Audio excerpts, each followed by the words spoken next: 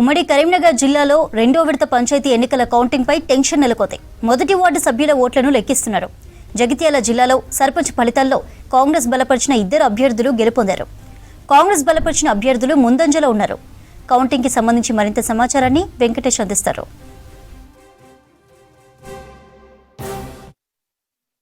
జగిత్యాల జిల్లాలో రెండో విడత గ్రామ పంచాయతీ ఎన్నికల ఫలితాలు ఉత్కంఠను రేపుతున్నాయి. అన్ని చోట్ల కూడా ఇప్పటికే కౌంటింగ్ ప్రారంభమైంది. ప్రజెంట్ మనం మానకొండూరు మండల కేంద్రంలోని కౌంటింగ్ హాల్ దగ్గర ఉన్నాం. ఇక్కడ కౌంటింగ్ హాల్లో 1, 2, 3 వార్డులకు సంబంధించిన కౌంటింగ్ కొద్దిసేపటి క్రితమే ప్రారంభమైంది. మనకు బ్యాలెట్ బాక్సులలో వేసిన ఓట్లను వేరు చేసే ప్రక్రియ సాగుతోంది. కొన్ని చోట్ల ఆల్రెడీ కౌంటింగ్ కూడా సాగుతుంది. ముందుగా వార్డు మెంబర్ల ఓట్ల లెక్కింపు తర్వాత సర్పంచి ఓట్లు లెక్కిస్తారు. సర్పంచి బ్యాలెట్ పేపర్కు పింక్ కలర్ బ్యాలెట్ పేపర్ని, తర్వాత వార్డు సభ్యుల దానికి వైట్ కలర్ బ్యాలెట్ పేపర్ని ఉపయోగించారు. అక్కడ చూడొచ్చు, మనకు సిబ్బంది అంతా కూడా బాక్సులను ఓపెన్ చేసి ఒక్కొక్క వార్డుకు ఒక్కొక్క పోలింగ్ బాక్స్ ఉంటుంది. ఆ బాక్స్ని ఏజెంట్ల సమక్షంలో లేదంటే అభ్యర్థుల సమక్షంలో లోపలికి అలౌ చేసి వాళ్ళ సమక్షంలో వాటిని ఓపెన్ చేసి వేరువేరుగా చేస్తున్న ప్రక్రియను కూడా మనం గమనించవచ్చు. పింక్ బ్యాలెట్ పేపర్లన్నీ కూడా మనకు సర్పంచ్కి సంబంధించిన ఓట్లు, అదేవిధంగా వైట్ బ్యాలెట్లన్నీ కూడా వార్డు సభ్యులకి. ఇప్పుడు ముందుగా వార్డు సభ్యుల కౌంటింగ్ పూర్తి చేసి ఒక్కొక్క వార్డు సభ్యుని ఎవరు విజేత అనేది డిక్లేర్ చేస్తారు. ఆ గెలిచిన వార్డు సభ్యులందరినీ కూడా సపరేట్గా వాళ్ళు ఒక రూమ్లోకి పంపిస్తారు. చివరిగా ఆ వార్డు సభ్యులలో వాళ్ళందరికీ నచ్చిన ఒక అభ్యర్థిని ఉప సర్పంచ్గా కూడా ఎన్నుకునే అవకాశం ఉంది. మొత్తం కరీంనగర్ జిల్లాలో 113 గ్రామ పంచాయతీలు ఉన్నాయి. అందులో 2 ఏకగ్రీవమైనవి. గన్నేరువరం మండలంలోని పీచుపల్లి, గోపాల్పూర్ గ్రామ పంచాయతీలు సర్పంచ్ పదవులు ఏకగ్రీవమైనవి.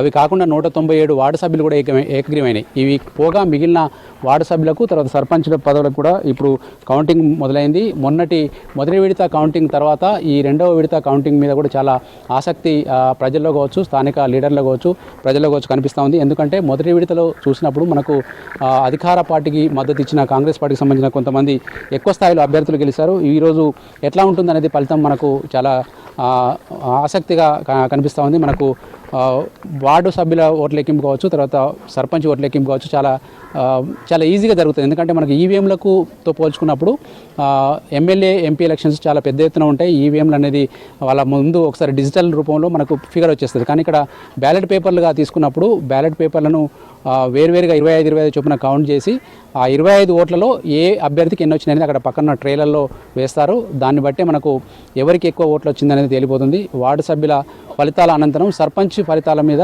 ఒక్కసారిగా, ఎందుకంటే ఆల్రెడీ గులాబీ పేపర్లన్నీ పక్కన పెడుతున్నారు కాబట్టి వాటిని ఒక్కసారిగా అన్నీ కలిపి, ఇప్పుడు ఈ ఉదాహరణకు ఈ మానకొండూరు గ్రామ పంచాయతీ కనుక తీసుకుంటే 14 వార్డులు ఉన్నాయి. ఈ 14 వార్డులలో కూడా దాదాపు 7,000 ఓట్లు ఉన్నాయి. అక్కడ ఎన్ని పోల్ అయినది బట్టి ఆ పోలింగ్ ఓట్లను తీసుకొని వాళ్ళను సర్పంచ్ని డిక్లేర్ చేయబోతున్నారు. సాయంత్రానికల్లా ఉప సర్పంచ్ కూడా డిక్లేర్ అవుతారు. ఇది మానకొండూరుతో పాటు మనకు ఆల్రెడీ గన్నేరువరము, తర్వాత తిమ్మాపూరు, తర్వాత శంకరపట్నము, అక్కడ చిగురుమామిడి, ఈ తర్వాత ఈ 5 మండలాలకు సంబంధించి ఇక్కడ కరీంనగర్ జిల్లాలో ఈరోజు గ్రామ పంచాయతీలకు ఎన్నికలు జరిగినాయి. మొత్తం పర్సెంటేజ్ కనుక తీసుకుంటే మొన్నటితో పోల్చుకుంటే 84.63% ఈరోజు పోలింగ్ నమోదైంది.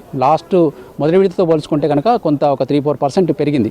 అదే జగిత్యాల జిల్లాలో తీసుకుంటే కనుక ఈరోజు అక్కడ 7 మండలాల పరిధిలో 144 గ్రామ పంచాయతీల్లో 10 ఏకగ్రీవమైనవి.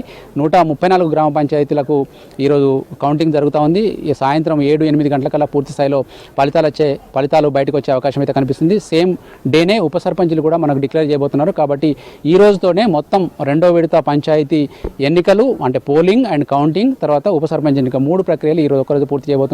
మళ్ళీ మనకు త్వరలోనే 17వ తారీఖు రోజు 3వ విడత కూడా ఉంది. దానికి సంబంధించిన ఏర్పాట్లు కూడా చురుకుగా సాగుతూ ఉన్నాయి. ఇది ఓవరాల్గా కౌంటింగ్ సంబంధించిన తాజా పరిస్థితి. కెమెరామెన్ కవికుమార్తో వెంకటేష్, V6 న్యూస్, మానకొండూరు నుంచి.